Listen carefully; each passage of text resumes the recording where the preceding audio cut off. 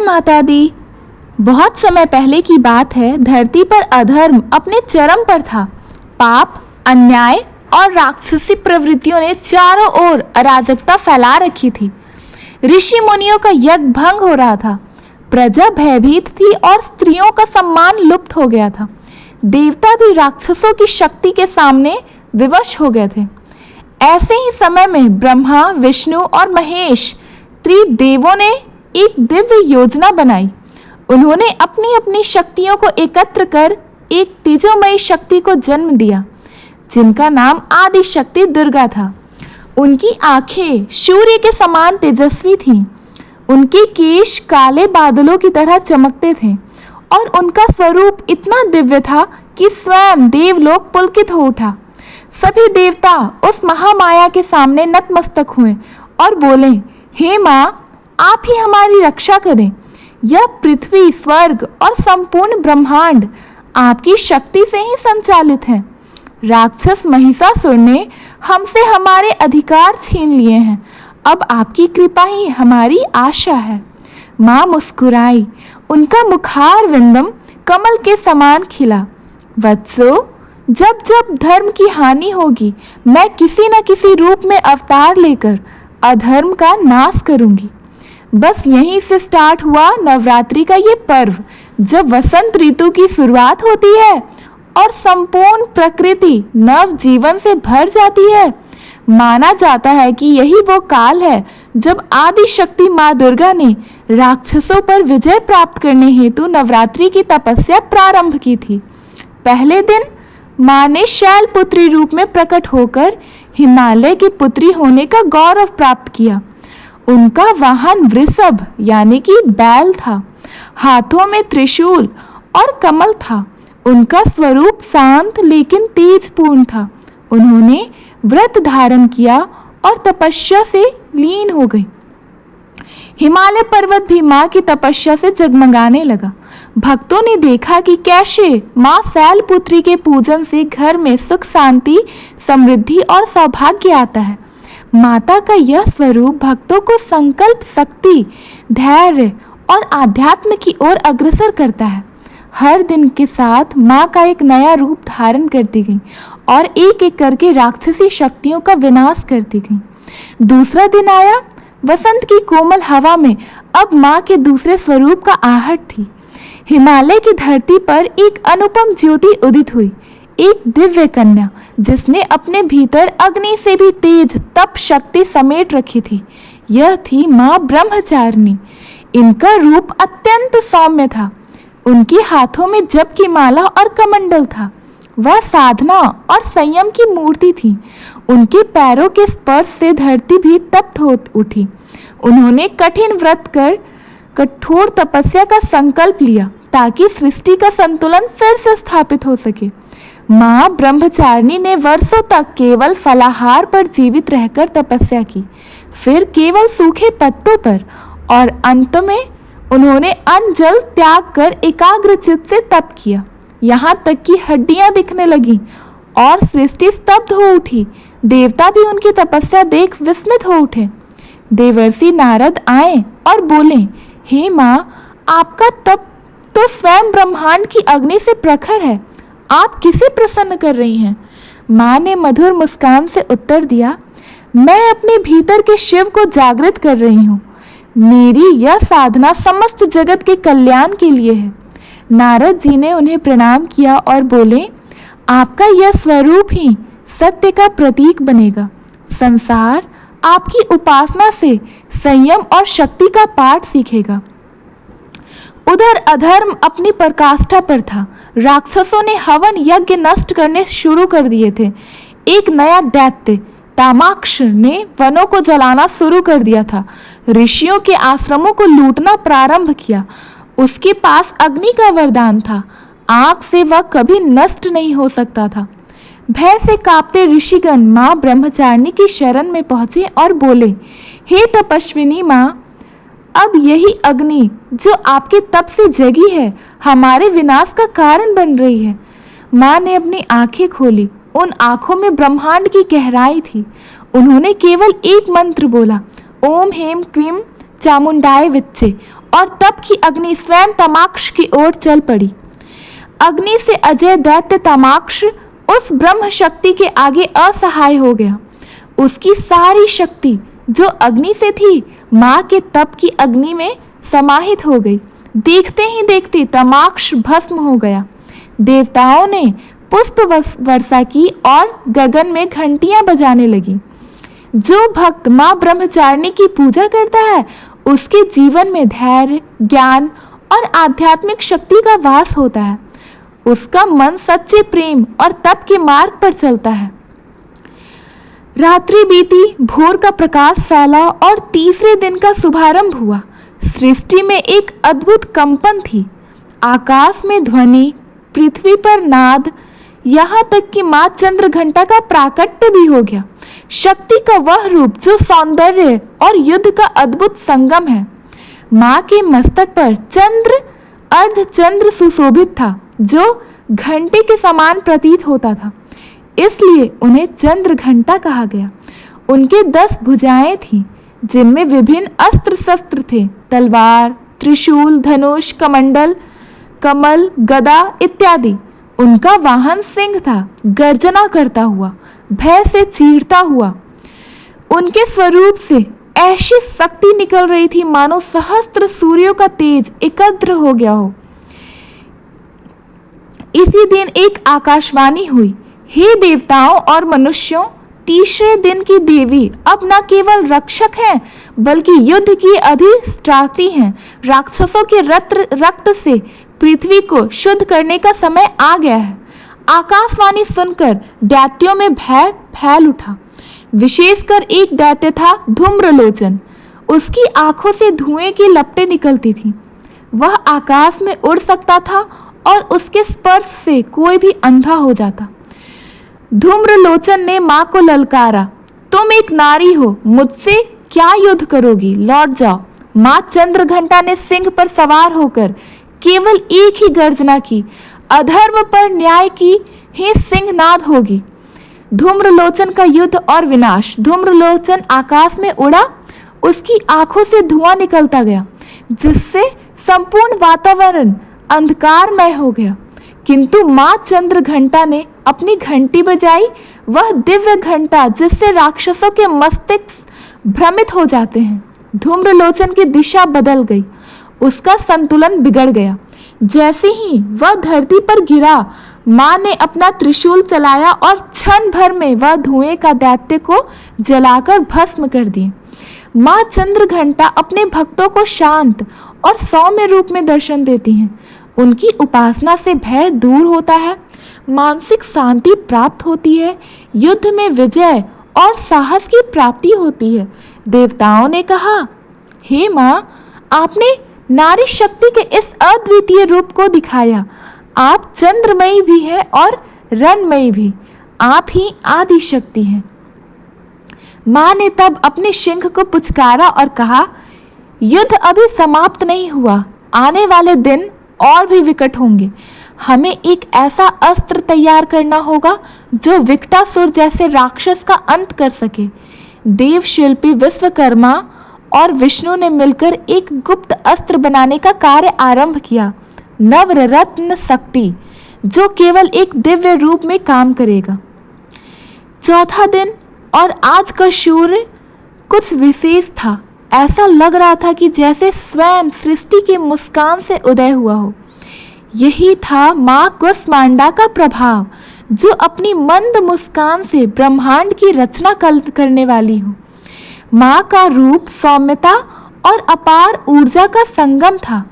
वे अष्टभुजा थीं, जिनमें कमंडल, धनुष, बाण, कमल, अमृत कलश, चक्र, गदा और जप की माला थी। उनका वाहन सिंह था, लेकिन उनके चेहरे पर थी एक शांत और करुणा मुस्कान। कहा जाता है कि जब सृष्टि का कोई अस्तित्व नहीं था, केवल अंधकार था, तब माँ कुष्मांडा ने मंद मुस्कान के साथ ब्रह्मांड की रचना की। कुष्मांडा का अर्थ है कु यानी कि थोड़ा, ऊष्मा यानी कि ऊर्जा, अंड यानी कि ब्रह्मांड, अर्थात जिसने थोड़ी सी ऊर्जा से पूरा ब्रह्मांड रच दिया हो। राक्षसों के अत्याचार से ब्रह्मांड की ऊर्जा असंतुलित हो गई थी। माँ ने ध्यान मुद्रा में बैठकर एक गहरी सांस ली और जैसे ही उन्होंने अपनी मुस्कान बिखेरी, नव ऊर्जा उत्पन्न हुई। दिशाएं पुनः संतुलित हुई। पृथ्वी पर वनों में हरियाली लौटने लगी। गंधर्वों का संगीत फिर से गूंजने लगा और एक दिव्य प्रकाश से देवलोक झिलमिला उठा। देवगण माँ के चरणों में गिरे। हे माँ कुष्मांडा, आपने पुनः सृष्टि को संतुलित किया। आपकी हंसी से ही जीवन की शुरुआत होती है। उधर देवताओं की गुप्त कार्यशाला में नवरत्न शक्ति अस्त्र बन रहा था, जिसमें 9 रत्न माँ दुर्गा के 9 रूपों से जुड़ी हुई ऊर्जा से चार्ज हो रहे हो। जैसे कि हर देवी अपने स्वरूप से एक एक रत्न में ऊर्जा भर रही थी। माँ कुष्मांडा ने उसमें सौर ऊर्जा, प्रकाश की गति और सृजन शक्ति का संचार किया।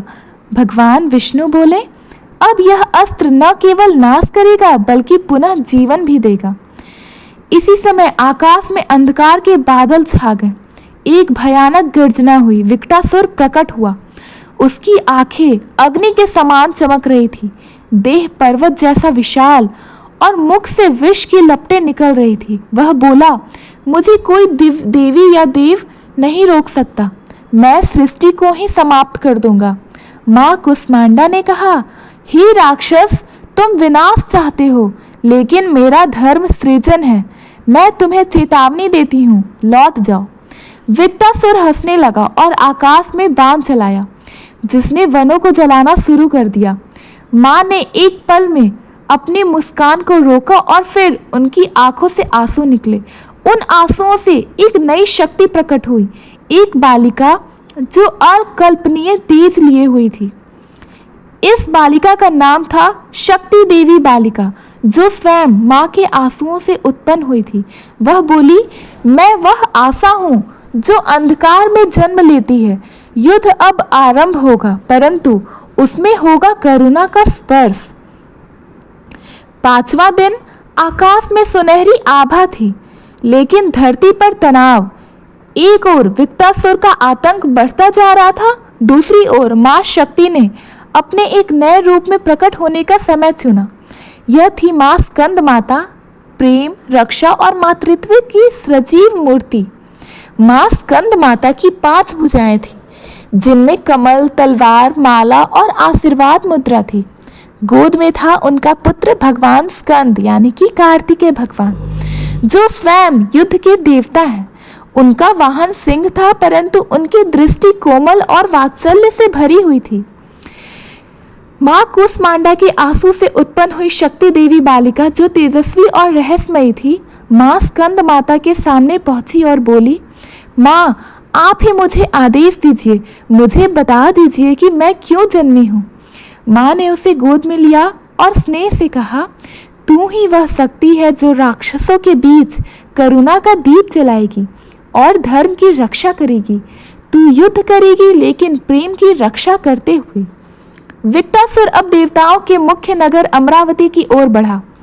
वह चिल्लाया, हे इंद्र, हे विष्णु, अब किसी देवी की ममता तुम्हें नहीं बचा पाएगी। माँ स्कंद माता ने अपने पुत्र स्कंद यानी कि कार्तिकेय को युद्ध के लिए तैयार किया। स्कंद बोले, माँ, जब आप मेरे साथ हैं तब कोई भय नहीं। यह युद्ध अब धर्म और अधर्म के बीच नहीं, बल्कि माँ के आशीर्वाद और अहंकार के बीच है। माँ स्कंद माता ने सिंह पर चढ़ते हुए गर्जना की, हे विकटासुर, तू एक माँ के प्रेम को कमजोरी समझ बैठा। अब यही ममता तेरा संहार करेगी। विकटासुर ने प्रहार किया। उसकी तलवार से आकाश जलने लगा। माँ ने अपने कर कमलों से एक तेज प्रकाश फेंका, जो सीधे विकटासुर के हृदय में प्रवेश कर गया। विकटासुर के दिल में कुछ पिघला। पहली बार उसने किसी माँ की आंखों से आंसू देखे। वह बोला, क्या यह शक्ति ही है जो युद्ध भी करे और आंसू भी बहाए? यही नारी है जो सृजन करे और संसार रच दे, और क्रोध में आ जाए तो ब्रह्मांड हिला दे। विकटासुर एक पल के लिए थम गया, लेकिन तभी उसके भीतर छिपा असली राक्षस काल विकट जाग उठा। विकटासुर की आंखें अब रक्तमय हो गया था। वह दहाड़ते हुए बोला, अब कोई माँ मुझे नहीं रोक सकती, मैं स्वयं काल हूँ। शक्ति देवी बालिका ने हाथ में माँ से आशीर्वाद स्वरूप एक कमल लिया और कहा, अब मैं युद्ध करूंगी, परंतु यह युद्ध मेरी पहचान भी बनाएगा। देवता सब चौंक उठे। क्या एक बालिका अब महायुद्ध में प्रवेश करेगी? छठा दिन और सृष्टि के कंपन में अब युद्ध की धड़कनें थी। धरती पर आकाश की बिजली की तरह उतरती हुई एक नई शक्ति प्रकट हुई, माँ कात्यायनी, जिनका नाम मात्र से ही राक्षसों डर उठते थे। माँ कात्यायनी का शरीर तेजोमयी था। वे चतुर्भुजा थी, हाथों में तलवार, कमल, त्रिशूल और आशीर्वाद की मुद्रा था। उनका वाहन सिंह जो गर्जना कर रहा था, जैसे स्वयं रणभेरी हो। उनके केस खुले हुए थे जैसे आंधी के झोंके हो, और उनकी आंखों में भयानक दिव्य अग्नि थी। कहते हैं, जब राक्षसों के अत्याचार चरम पर पहुंचे, तब महर्षि कात्यायन के तपस्या से जन्म थी ये देवी, इसलिए इनका नाम था कात्यायनी। शक्ति देवी बालिका अब युवा हो रही थी। माँ स्कंद माता ने उसे माँ कात्यायनी के पास भेजा ताकि वह शक्ति, युद्ध और संयम की शिक्षा ले सके। माँ तक कात्यायनी ने बालिका को कठोर प्रशिक्षण दिया। वायु से तेज गति, जल से अधिक गहराई, अग्नि से तीव्र दृष्टि और पृथ्वी जितना धैर्य। उन्होंने कहा, युद्ध केवल शास्त्रों से नहीं, आत्मबल से जीता जाता है। एक सच्चा योद्धा तब बनता है जब वह क्रोध में भी धैर्य ना खोए। उधर काल विकट, जो विकटासुर के भीतर छिपा हुआ असली विनाशकारी राक्षस था, एक भीषण योजना बना रहा था। वह काल चक्र को सक्रिय करना चाहता था, एक दैविक उपकरण जो यदि उल्टा घूमे तो समय को नष्ट कर देता था। उसने असुरों की गुफाओं में एक गुप्त सभा बुलाई। मैं समय को समाप्त कर दूंगा, ना देवी रहेगी ना धर्म, बस मैं और मेरा अंधकार। माँ कात्यायनी की अनुमति से शक्ति देवी बालिका ने काल विकट को युद्ध के लिए ललकारा। हे राक्षस, तुम माँ को ललकारता है? अब देख, एक कन्या तेरे अहंकार को भस्म कर देगी। काल विकट हंसा, तू एक बालिका है, मेरा सामना कैसे करोगी? लेकिन जैसे ही बालिका ने अपनी आंखें खोली, वहां से प्रकाश की किरणें निकली जो उसकी अंधकारमय ऊर्जा को भेद गई। बालिका ने माँ कात्यायनी से सीखा, त्रिशूल प्रहार किया और विकटासुर के शरीर से काल विकट का अंश बाहर निकालने लगी। तभी माँ स्वयं प्रकट हुई और बोली, अब यह शक्ति मेरी है काल विकट, यह तेरा अंत है। उन्होंने त्रिशूल उठाया और एक ही वार में काल विकट को उसके एक ही काल चक्र में उलझा दिया।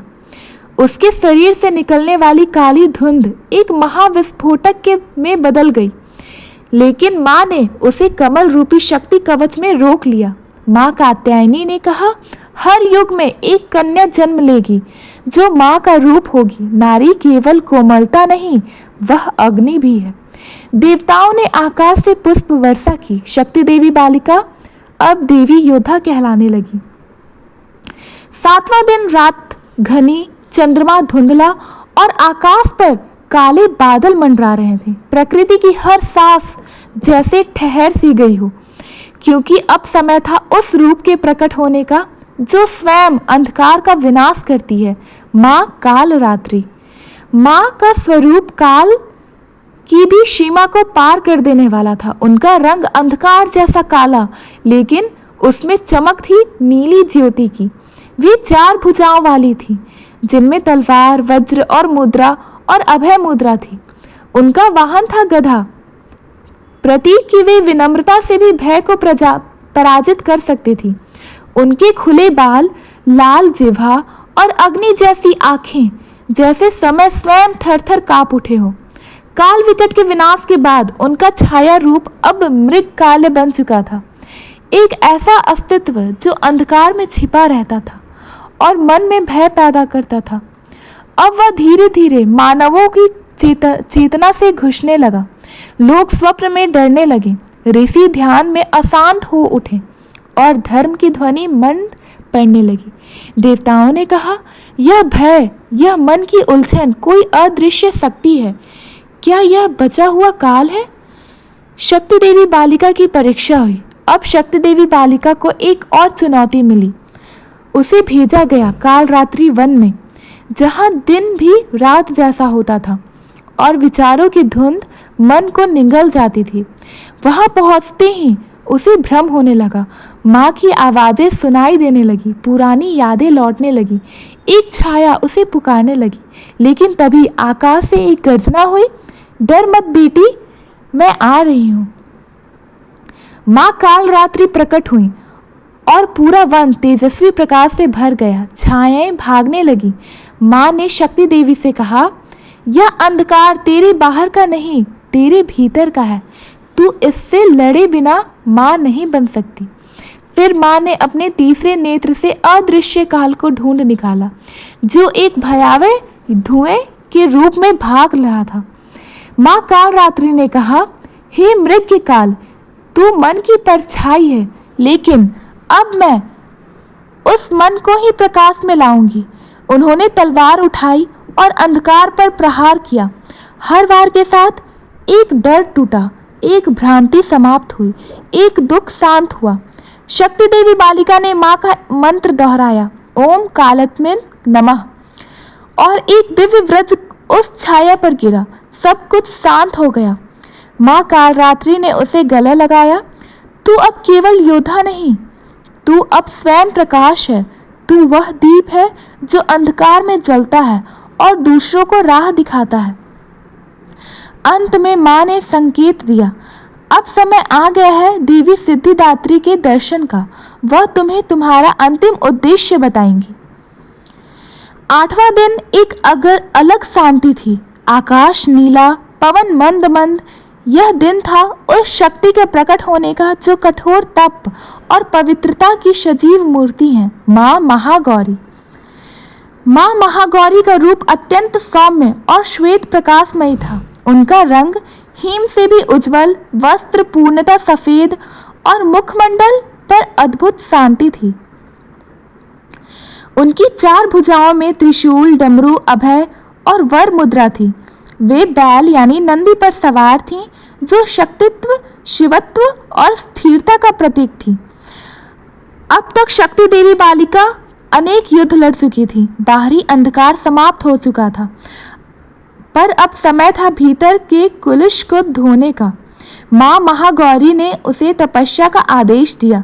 जब तक तू अपने अहम, भय और अनजाने दोषों को न पहचान ले, तू संपूर्ण नहीं बन सकती। शक्ति देवी ने 3 दिन तक जल और वायु के सहारे तप किया। वह न बोलती न हिलती, केवल भीतर झांकती रही। उसे अपने क्रोध का चेहरा दिखा, अपने संयम की छाया नजर आई और सबसे गहरा डर, मैं कौन हूँ। तभी माँ महागौरी ने उसे छुआ और उसका सारा बोझ प्रकाश में बदल गया। शक्ति देवी बालिका ने आंखें खोली। वह अब प्रौढ़ रूप में थी। उसके शरीर से तेज निकल रहा था, जैसे उसने आत्मा की गहराई को छू लिया हो। माँ ने कहा, अब तू तैयार है।